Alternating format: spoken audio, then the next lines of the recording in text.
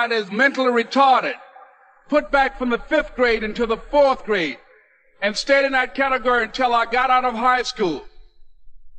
I don't have any college training, but I met a high school teacher who one day changed my life. I was waiting on another student, and when he came in, he said to me, "Young man, go to the board and write what I'm about to tell you." And I said, I can't do that, sir. He said, "Why not?" I said, "I'm not one of your students." He said, "It doesn't matter. Follow my directions down." I said, "I can't do that, sir." He said, "Why not?" I said, "Because I'm educable mentally retarded." And he came from behind his desk and he looked at me.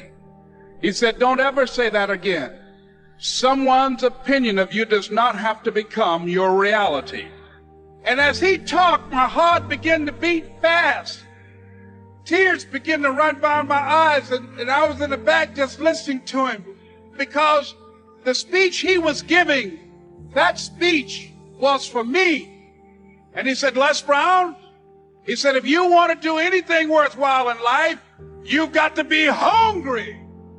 I told Mr. Washington I wanted to become a disc jockey. And so I started working to develop myself. He said, "I want you to practice every day being a disc jockey." I said, "But I don't have any job now." He said, "It doesn't matter." He said that it's better to be prepared for an opportunity and not have one than to have an opportunity and not be prepared. And as I was working to develop myself, I applied for a job as a disc jockey, WMB on Miami Beach. I went to a guy named Milton Butterball. I said, "How you doing, Mr. Butterball? I'd like to get a job as a disc jockey." He looked at me, he said, "You have any broadcast background?" I said, "No, sir, I don't." "You have any journalism background?" I said, "No, sir, I don't." He said, "We don't have any jobs available." I said, "Yes, sir." I went back to Mr. Washington and I told him. He said, "Don't take it personally." He said, "Most people are so negative, they will have to say no 7 times before they say yes." He said, "Go back again." So I went back again. I said, "How you doing, Mr. Butterball? My name is Les Brown." He said, "I know what your name is. What do you want?" I said, "I'd like to know whether or not you have any jobs as a disc jockey, sir." He said, "Didn't I just tell you yesterday we didn't have any jobs?" I said, "Yes, sir, but I know whether or not somebody got laid off or somebody was fired, sir." He said, "No one was laid off or fired. Now get on out of here." I came back the next day like I was seeing him for the first time. I said, "Hello, Mr. Butterball, how are you?" He looked at me with rage. He said, "Go get me some coffee." I said, "Yes, sir." And I went to get him some coffee. After a while, I would give their lunch and dinner, and I would go in the control rooms and take the disc jockeys their food, and I would not leave until they would ask me to leave. One Saturday afternoon, while I was at the radio station, a guy named Rock was drinking while he was on the air. I was the only one there, looking at him through the control room windows, walking back and forth, young, ready, and hungry. Pretty soon the phone rang, and it was the general manager. And I answered the phone. I said, "Hello?" He said, "Les, this is Mr. Klein." I said, "I know." He said, "Rock can't finish his program." I said, "I know." He said, "Would you call one of the other DJs in?" I said, "Yes, sir." I hung the phone up. I said, "Now he must think I'm crazy." I called my mom and my girlfriend, Cassandra. I said, "Y'all turn up the radio and come out on the front porch. I'm about to come on the air." I waited for about 20 minutes, and I called him back. I said, "Mr. Klein, I can't find nobody." He said, "Young boy, do you know how to work the controls?" I said, "Yes, sir." He said, "Go in there and don't say nothing here." I said, "Yes, sir."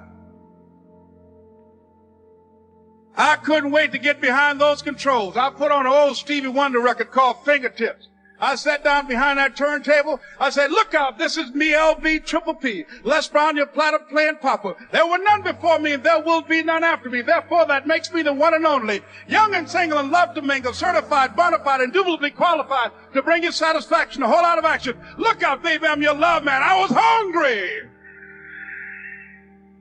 I was hungry. You gotta be hungry. Begin to know that you have greatness within you. And if just one of you here Begin to envision yourselves as being blessed and highly favored to reach your goals. If just one of you capture the essence of what that means, that you have greatness within you and a responsibility to manifest that greatness, that you can make your parents proud, you can make your school proud, you can touch millions of people's lives, and the world will never be the same again because you came this way. It was hard, ladies and gentlemen, coming to speak to people. And I was facing financial difficulties in my own life. I was behind on my bills and my dreams, and I'm saying to them, you can live your dream. It was hard, ladies and gentlemen. It was very difficult to pick myself up each day believing that I could do it. There were times that I doubted myself. I used to ask myself, can I do this? And something said within me, you're the one. Don't give up on your dream. By continuing to push forward, by continuing to run toward my dream, that one day I would have my own talk show. It's a long shot, ladies and gentlemen, from Liberty City, an abandoned building on a floor, never knowing my mother or father. It's a long shot. Being here with you today in this dome in Atlanta, it's a long shot. No college training, labeled educable, mentally retarded, but I kept running toward my dream. Don't stop. Don't stop running toward your dream.